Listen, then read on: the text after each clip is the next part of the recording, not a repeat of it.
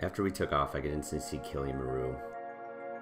At 100 miles away, I guess it's a surprise, but considering the mountain's almost 4 miles high, maybe I shouldn't have been. Instantly, I get a little bit nervous. What am I getting myself into? In this case, what are we getting ourselves into? It's with my dad. As you hear that this mountain is an unpredictable mountain, every time and every day there's changes. We don't look on the age. No. The age is not a reason. 67. 67. Oh. Only about 66% of people make the summit, but the longer you're on the mountain, the higher the chances there are. We chose the Machamee route, 6 days to get to the top. Unfortunately, my dad had hurt his back and needed to take pain pills, and this was the time he decided to tell me. Not too bad. Not too bad? No? Thanks for coming. Mixed with his age Maybe to the top of this mountain. and this, it just seemed like the chances of getting to the top were getting slimmer already. I think this is the easiest part, so you gotta stay strong. Yeah. It's only getting harder from here. As I feared, my dad started to struggle early on. That's too heavy. You have half the stuff in there you don't need. There's a plastic knife. God. Plastic knife? There's a plastic knife in there. For what? Exactly. Yes, there is. I have it in my bag. It's a trowel to dig, so when you take a shit. His frivolous packing made me also wonder how serious he was taking this.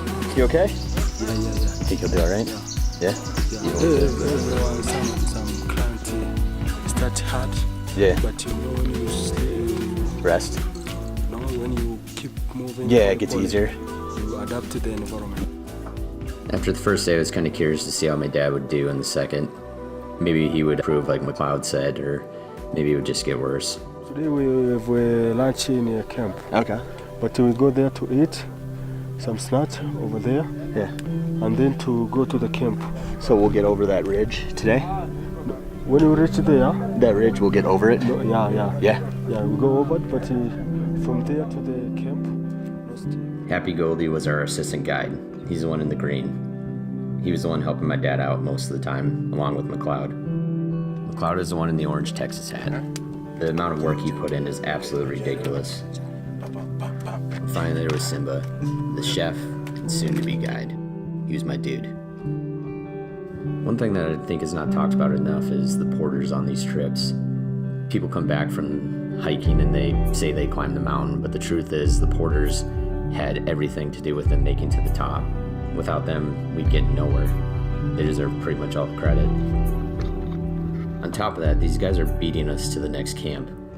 By the time we get there, they have camp set up and food ready for us. Stay out of the camp. All the while carrying all this stuff. Okay. You're welcome. Thanks, man. You have to make sure that you eat enough. Now, is this? I can eat My all this, stuff. Simba. Come on, man. My staff should be enjoy. Dude, Once you're back home, you have something. You have some history. Yeah. Mountain.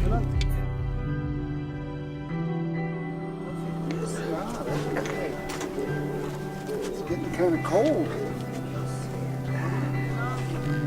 While day 2 seemed really easy and quite an improvement from day 1, for whatever day 3 was an absolute disaster. As my dad was walking, he almost had to lean to his side, and the guides had to hold him. At times he would slip and fall, and I thought there was no way he was ever going to make it to the end. If it wasn't for Mcloud and Happy Goody, there's no way we would have been able to get to the next camp. Yeah. Your back hurt? Knees hurt? What hurts? What's that? Your back hurt? What hurts? The only time it really hurts is when I go down and hit something. Then yeah, it hurts.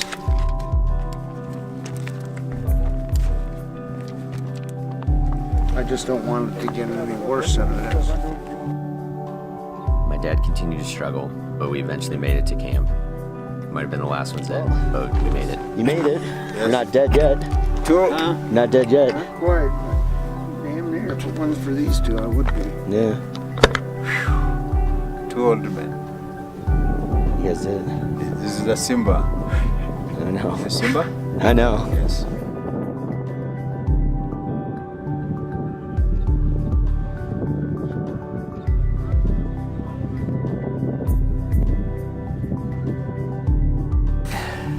Today's day 4. Yesterday was day 3, and my dad really wasn't doing well, so I'm a little worried today.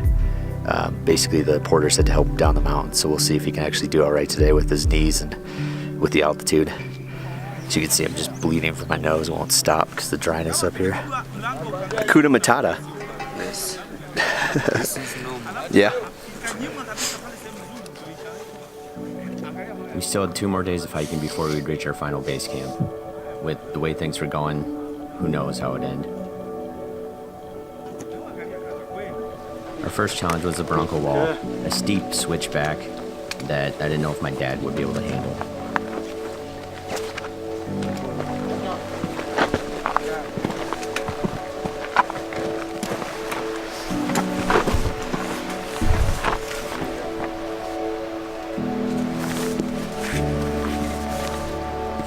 And Dad's actually doing pretty well, giving me a little hope for the other days. The other thing that's weird is one of our guides actually came down with pneumonia, so they're getting him off the mountain. So you have these emotional roller coasters, up, down, up, down. Right now we're on up, so hopefully that continues and we can get to the top.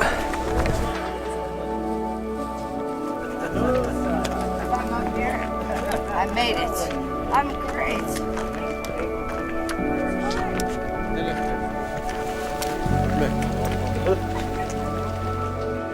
At this point, my dad was still going somehow.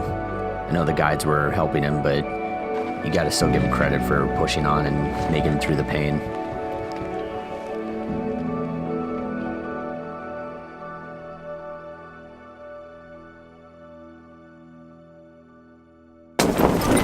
Conductor! Corner!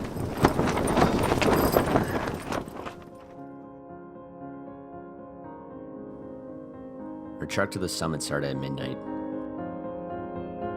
The hope was to reach the peak by sunrise. And unfortunately, my camera froze, so I couldn't get any shots. This is a lot of time to think about how far we've come, and also just how much fun we've had. And being able to share that time with my dad made it all the more better.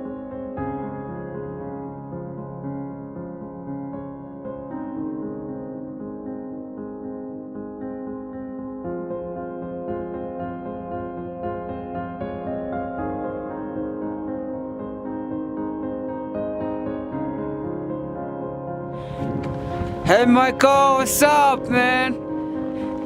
Oh.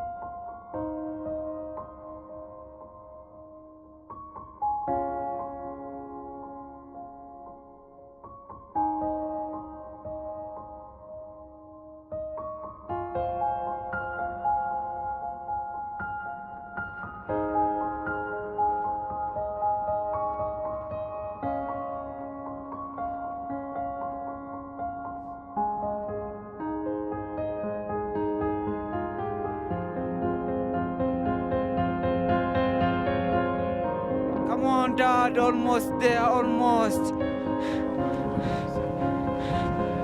Dad, congratulations, you made it. Almost there, 10 minutes. Oh my goodness, can't believe.